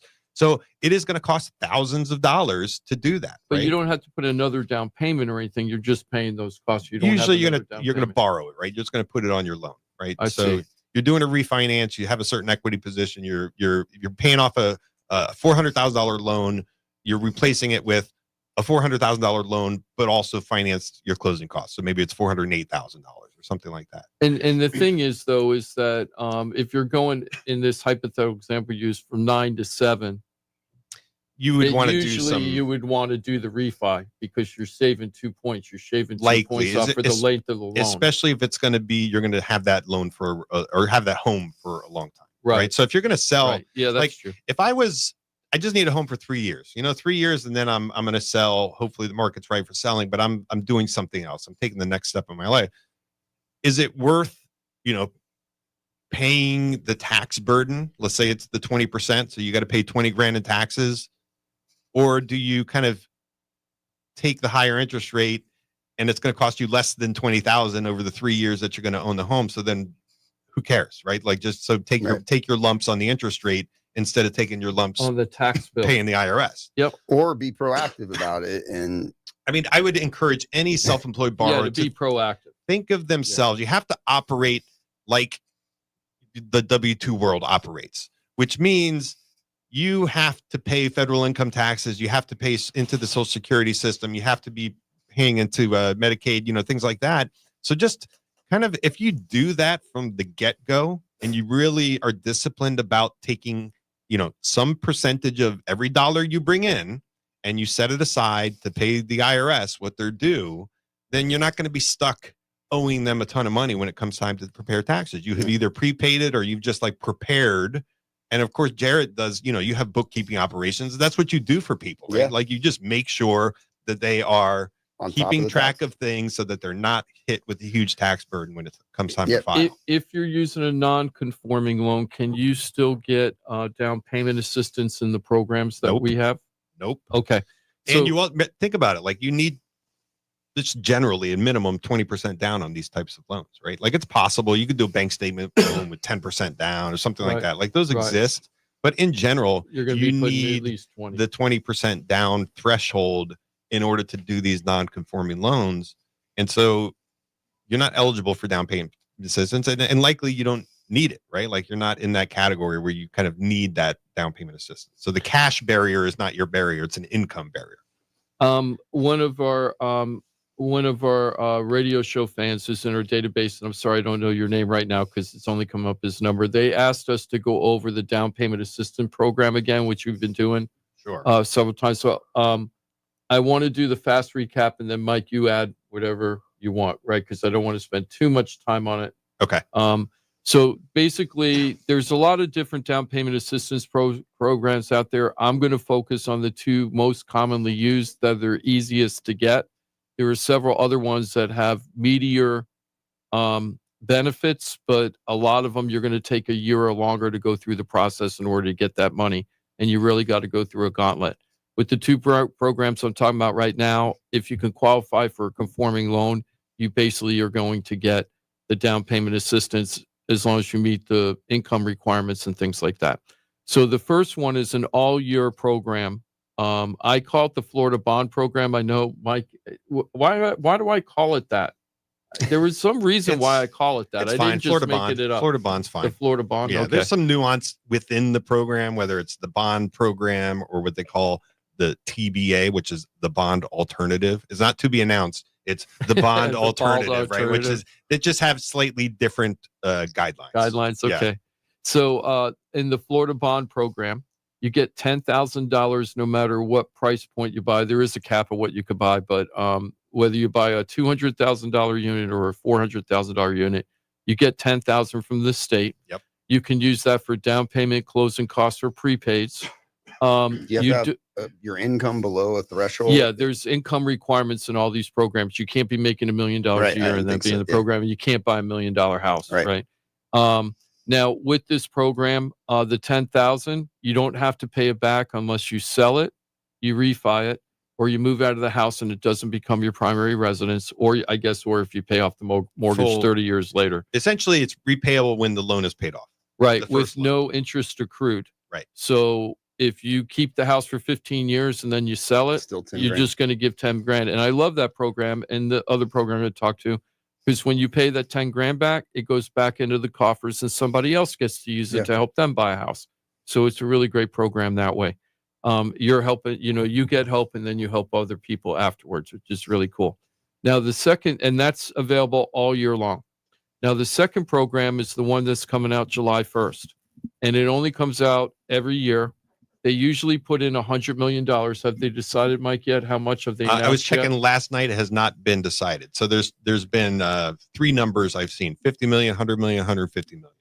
Oh my God! I hope it's not 50 million. Yeah, I hope it's not 50 million God. too. So they're Please be 100 million. The state legislature is in session right now, and so once this will be one of their items that they decide on. Yeah. Right. So it's just about getting it through both houses. 150 million would be nice. But the last several years, it's been $100 million, and it's called the Hometown Heroes Program. Yep. Now, originally, because this person asked what programs are out there for teachers, they specifically said teachers. Yep. So the Hometown Heroes Program was a program that was set specifically for teachers and a couple other kind of front people, line. police officers, firefighters. Yeah. Then it kind of expanded to medical field. Yep. And then Public then service after a while, employees. public government workers. And then finally the state just said, screw it. If you could get a conforming loan, you got the money if you want it, which is great. I mean, it's almost every profession now, right, Mike? Am I wrong about It's that? not even profession based. You'd have to work in Florida for a Florida based employer. Yeah. So there including you go. self-employed. Like if your business is self-employed here in Florida. So as long as you're working for a Florida business, you get the Hometown Heroes Program. We love this First-time program. home buyers. First-time home buyer. First-time home buyer definition is not you're buying your first home. It's your first primary residence within 3 years. Oh, it's 3 years. 3 years. Yeah. So as long as you haven't owned a primary residence, meaning a home that you lived in, as long as you haven't been on title or haven't had ownership in a home in the last 3 years, you're a first-time home buyer. So ironically enough, I could own 10 investment properties, and as long as I've been renting for the past 3 years, right, I would still be considered a first-time home buyer for the purposes of this. It could have been your primary, but as long as you ended up converting it to a rental and it's been a rental. Yeah, and you haven't you lived somewhere either rent-free or renting somewhere as opposed to. And what happens is like you co-own a property through a trust or something, but you don't live there. Yes, as long as it wasn't your primary home. Yeah. Okay. So a lot of people think that if you own a property, you're not a first-time home buyer anymore. That's not true. Call us. We'll give you all the criteria. I think we said that last week. Like they couldn't come up with a catchy phrase for the 3-year thing, right? So they still call it first-time home buyers instead of first-time home buyer who haven't owned a home in the last 3 years. It's a long explanation. Yeah. So that's the first thing. Don't know. Oh, this guy's blowing me up. So Hometown Heroes, let me just take it a little bit. So it Thank used you. to be, it's like $100 million. That sounds like a lot of money. And when especially at 10,000 a piece. Yeah, when the pool, well, Hometown Heroes, one thing is it's not 10,000. This program specifically, it's 5% of your loan amount. Oh. So if you're borrowing 200,000, not the purchase price, but the loan amount. If it's 200,000, that's 10,000. But if you're borrowing 300,000, it's 15,000. If you're borrowing 400,000, it's 20,000, right? And it's up to $35,000. Wow. Now there are, 35,000 is 5% of what number, Jim? 700,000. 700. Yeah. So are you buying a $700,000 home and are under the income limit for the program, which it's possible, right? Palm Beach County, I think the last year's income limit was about 160,000 for your qualifying income, which is that enough to get you into a $700,000 home and the resulting mortgage payment? Depends how much you put down. It depends on your other expenses, essentially. And right? how much you're putting down. No, you're borrowing 700, right? You're borrowing 700 to get the full 35,000. Gotcha. So if you only have a housing expense, you might be able to get there, right? Meaning you don't have a car payment or 2 car payments like most people have, something like that, but it's possible, right? So depends if you're proactive with your taxes. I haven't had a scenario where I'm getting the full 35,000, right? But 25,000, sure, right? Yeah. I've seen that 20,000. Absolutely. I was using a real life example of one of our customers. They were looking at roughly $400,000 unit. The out-of-pocket costs, including down payment, closing costs, prepaids, were somewhere between 23 and 28, depending on which property they bought because of taxes. So 23 to 28 out of their pocket. And they're getting like 18 or 19,000. They were getting 19,000 from the program. So if it was only a $23,000 house, they're coming to the table with $4,000 out of their pocket to buy a house. Yeah. And in this market, like, Jim, is it reasonable to like negotiate a $4,000 seller credit? And yes, and could you use that credit and still get the program, Mike? Yes. So there you go. You could actually come into houses no money down. Right. And let me tell you, in the history of the show, counts as a down payment. Well, you can ask this. So let's say you get 19 from the state, but you need 23. Yeah. Instead of pulling 4 out of your pocket, go to the seller and go, I want a $4,000 credit at closing. And if they give it to you, you're in no money down. Right. Yeah. Isn't that? And so you can use seller credits. You can't use a seller credit towards your down payment obligation. You can cover closing costs, right? But the Hometown Heroes or any of these down payment assistance funds, they actually count kind of as your money. So you can meet your down payment with obligation with the the bond. That's right awesome. Now you're using the seller credits to help pay the closing costs and prepaid. And I think I was leading to, so the $100 million for Hometown Heroes, when it was profession specific, even when they expanded professions, it lasted all year, right? Like that money was not gobbled up quickly because it was limited to, certain types of buyers. Well, now it's everybody, essentially, all first-time home buyers who, work in Florida. That $100 million doesn't last long at all. No, and Mike told us last week, and I just want to bring this up to the person that reached out because it's really important to let everybody know. And you're a teacher, so teach everybody this, right? Or don't, because you want to be the one. Yeah, or right? Keep it to yourself. Yeah, keep it Mum's yourself, the word, guys. Well, wait till you get locked in and then tell everybody. Yeah. Mike told me something really surprising because the program starts in July, and I thought that people can go into the program and get into contracts September, late September, early October, and still be part of that $100 million program. Historically, Mike is saying that's not really true, and that really you have to be in contract based on, it's not guaranteed, and it's not a science, but based on the history of doing this for several years now, he's like, get in contract no later than mid-August in order to have the money. Pretty much. Do you still feel the same way about I that? do. Last year I checked, we got an email. I look for emails where they're announcing kind of like, hey, funds were down to this amount. And so the funds are almost exhausted came out in mid August, right? So it's like 6 weeks. We had 6 weeks of a window where you could reserve your funds, right? And after the 6 weeks, then it was questionable whether or not you're going to be able to take advantage of the program. Now, the fallback position is the 10 grand. That one's going to be available, right? That money doesn't run out. But if you are at a price point where like you could get 20,000, that additional 10 is pretty important, right? From a cash perspective. And so my only advice is, number one, if you want to take advantage of Hometown Heroes and get the kind of the bigger down payment assistance amount, we need to talk now. Like if you haven't talked to a mortgage professional, you got to do that first step. You got to make sure you're qualified. Then you talk to your real estate agent, you start the house hunting. And when I say like, get me a contract, right?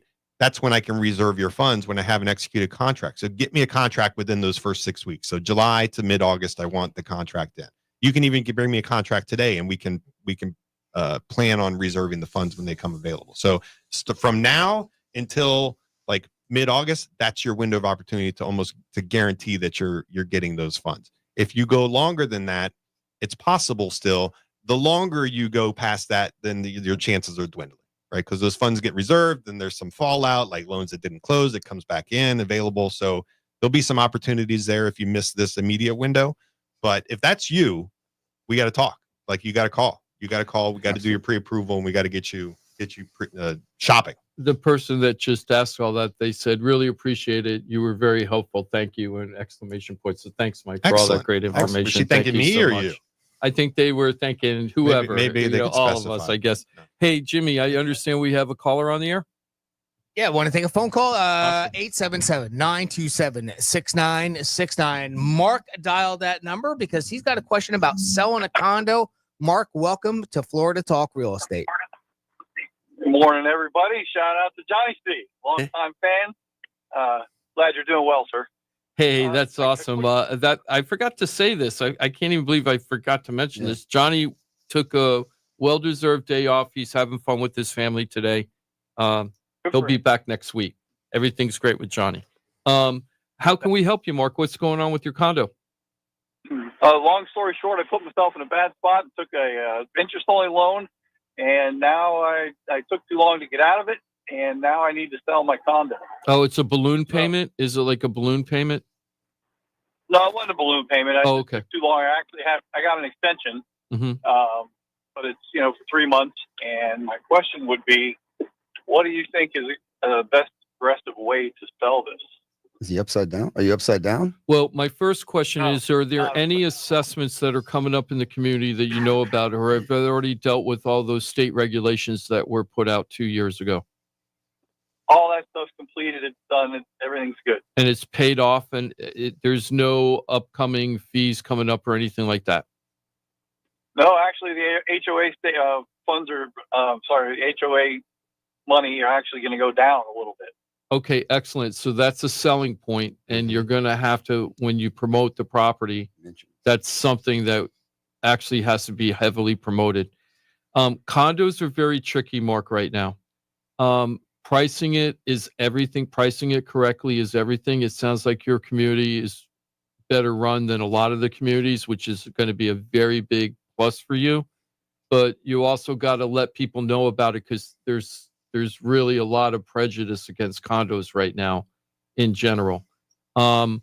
If you want, I'd be more than happy to do comp for you, free charge, obviously, and do a comp and figure out what's going on and tell you how I would handle it. If you would like to do that, just leave Jimothy the information, and I will call you on Monday or Tuesday at the latest and tell you what's going on. Let me just ask you, because of the interest only, and you say you feel like you have to sell it now, was it an investment property? It was, yeah. Okay, what did you do it for a rental, or did you do it to buy, fix, sell? No, I did it for rental. I've had it for about 8 years now. Oh, okay, good. Is it in pretty good condition, or are there a lot of honeydews after the renters have got done with it? Just went through and redid everything. Oh, I missed that. I'm sorry if you said that already. Okay, well that's the perfect. I was just saying, does he have equity in it, or? Jarrett was kind of repeating what you were saying. I thought I missed it. That's what I'm saying. That's if you're totally fixed up, that is going to be a very big deal, very, very big deal, because I don't even know your community yet, but a lot of the condo owners that are selling right now, especially if they feel like they have to sell, they're not putting a dime into the unit. And I don't actually blame them to a certain extent, but it also makes the unit less valuable. So when you have the fixed up unit, you're the one that's going to get the top dollar in the community. Whatever top dollar is in that community, you will get it. Because especially with condos, most people don't want to do what we were talking about with the home up in Port St. Lucie, where you become the HGTV addict and you renovate it. Most people in the condos, they want it turnkey. So that's a very positive thing. So you should be getting top dollar in your neighborhood is what you should, whatever that is. So if you send the information to Jimothy, I'll definitely check it all out for you, Mark. Yeah, I would recommend, Mark, step one, talk to a real estate professional who knows what they're doing, who really knows the condo game. And then from a financing perspective, and I know a guy. Yeah, exactly. Jim would be talking to me and saying, hey, Mike, what type of financing is going to get approved for this condo? So that's a really critical step, which, when you're buying a condo with a loan, not only does the borrower have to qualify, right, meet the underwriting standards, but also the condo project has to meet the underwriting standards. So FHA has their rules. It's almost like non-existent to do FHA in a condo. VA has their rules. Conventional has their rules, and there's two different levels of conventional. So this is it's not about you could set the price right, but if you accept the wrong type of offer, like where the loan just has no chance of getting approved, you're going to be spinning your wheels for 30 days while they try to figure out how to undo the mistake that they made. And I'm talking the buyer's agent and the buyer's mortgage professional, because they got into something that has no chance of closing. So Jim is one of those agents who knows that. Jim has good people he can rely on. Jimothy, you know somebody there too, right? Who can tell him what type of financing is going to actually work or not, what to avoid. And if you want to be successful, you have to have that type of professional level of expertise available. So call Jim, I guess. Long story short, talk to Jim about it if you want to sell it the right way. 888-973-7828. Well, Mark, thank you so much for calling in and listening to the show. How long you've been listening? I know you said you're a big Johnny C fan, so are you a real Radiohead like me? Yeah, pretty much every week I listen to you guys. I learn something every time, and I appreciate it. Oh, I appreciate it, Mark. I hope you have a great weekend, okay? All right. Okay, thanks, man. So, Condos are tricky. Yeah, condos are tricky. But I'm telling you, this is the summer of buyers. I'm going to keep saying this. This is the summer for buyers. Anybody that's been sitting around for a couple of years and feel like they've been waiting for a market that's going to be in their favor, it's staring you right in the face right now. It really is. And we're not trying to make you buy something you don't want to buy, or buy something that's out of your budget or something you can't afford. If that's the situation, do not buy. But if you can afford and you want to buy, this is the opportunity to do it. You're probably going to get the best deal out there right now that we've seen for years. And I don't normally say that, guys. I mean, you haven't heard me say this over and over again about how great it is to be a buyer. Yeah. I haven't really talked about this in years. The message isn't, hey, now is the time to buy. You got to buy. If you're not buying now, you're crazy. No, it's if you're a buyer, hey, it's looking good for you. It's looking better than it has been for whatever. So it's a good time to be a buyer if you're a buyer. And just explore it. Yeah. Nobody's going to put a gun to your head, right? So if it doesn't make sense to you, don't do it. That's the first thing. But if you're interested, you got to find out what your options are. Be proactive. Hey, anybody doing anything fun this weekend? I know, no, everybody's quiet. Beach. Nobody's going mountain climbing or anything. Hanging from cliffs by their fingertips. That's crazy. Sounds like a good time. Yeah. That sounds like a Ross thing, doesn't it? Yeah, Because it isn't a gym thing. Don't you have one of them powered like SUPs, Jarrett? Like I got that e-foil. I'll probably be riding it today. Yeah. Oh, I want to try that out sometime. You're welcome I'm to going come. to. Is there an age limit on those things? My 9-year-old's riding it. So. No, I'm talking like the older. What happens if you fall? What happens if you fall in the water? But if you fall in front of it, I mean, I guess my buddy lost his toe. Buddy lost his toe. I forgot about that. Maybe I don't want to ride that thing. Hey, love the show.